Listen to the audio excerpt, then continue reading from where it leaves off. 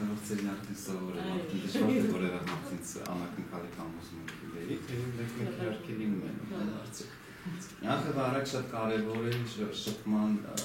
հասունությունը, թե զույգը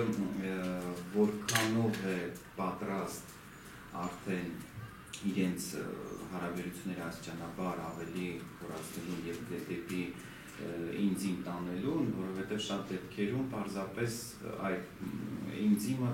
վրա է հասնում անպատրաստալից, առանց որևէ հոգեբանական հասունության, առանց մեկը մեկին զգալու եւ բնականաբար պարտադիր չի անպայման լինի անկողնային հարաբերություն, որպեսզի հասկանան, թե արդյոք լիովին համահունչ է ներդաշնակ են, թե աներդաշնակ են։ Կան որոշ չափորոշիչներ, կրիտերիաներ, որոնցով կարելի է եզրակացնել, թե տվյալ զույգը արդյոք ներդաշնակ է, թե ոչ։ Բնականաբար այդ առումով, ինչպես նշեց հոգեբանը, ցանկալի է, որ զույգը մինչ անկողին հասնելը գոնե բարբերաբար քննարկեն այն հարցերը, որոնք իրենց հետաքրքրում են անկողնային ասպարեզում։ Նախասիրությունները, ինչի՞ չէ,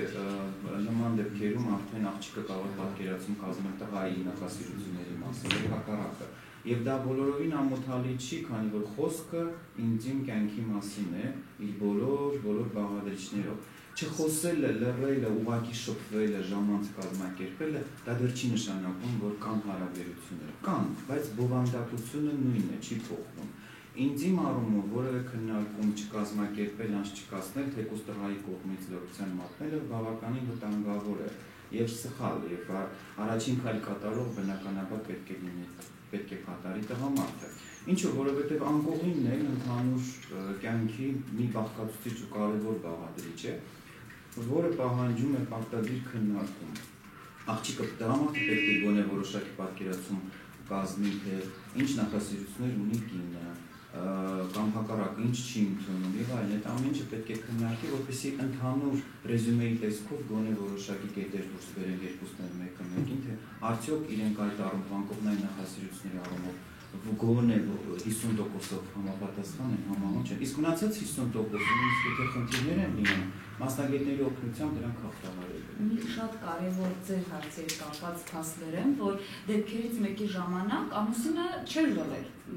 Ընտանիքը 14 տարվա ընտանիք է եւ պարզ է դառնում, որ կինը ընդհանրապես չէր գնացել երկխոսության, որովհետեւ կինը ունի արդեն բացասական դիրքորոշում ամուսնաընտանեկան կյանքում սեռական հարաբերությունների հանդեպ։ Դիրքորոշման արմատ ընկած էր կնոջ մոր ուսերին, որովհետեւ կնոջ մայրը մշտապես բացասական էր արտահայտել սեռական հարաբերությունների մասին տանը, որ դա շատ վատ բան է, դե լավ անցանք այդ թեմայից, ամոթա չի կարելի, այդ մասին չենք խոսում։ Կմեծանաս կիմանաս եւ իրականում 14 տարի եւ ավել նրանք ունեցել էին շատ վատ անկողնային կյանք։ Իդեպ Զազոգին կերոջ դեպքում հենց ինքը պիտի խոսի ու այդ հաղթահարի, այնպես որ բարդել մոր վրա այդտեղից եկած, այդ նաև իր խնդիրն է, որ չի կարողացել կնոջը տարիների ընթացքում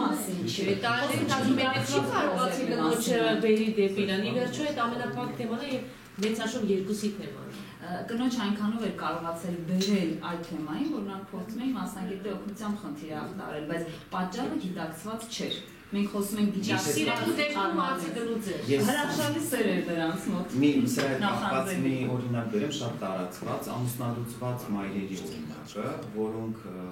միշտ իրենց դստեր ներկայությամբ անընդհատ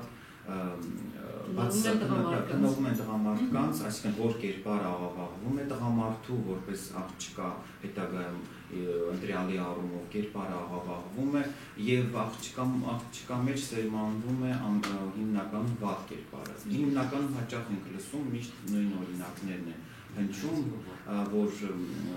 տղամարդկանցից պետք է հեռու մնալ, չորքոտանիներ են, խոտակերներ են, բոլորը նույնն են եւ այլն։ Արդյունքում աղջկան մեջ սերմանվում է, նստում է այդ մտածելակերպը եւ հետո երբ որ սկսում են շփվել, ձեր հասցեշտը չամուսնացած եւ ամուսնալուծված կանանց բարդույթն է տղամարդկանց այդպես։ Այո,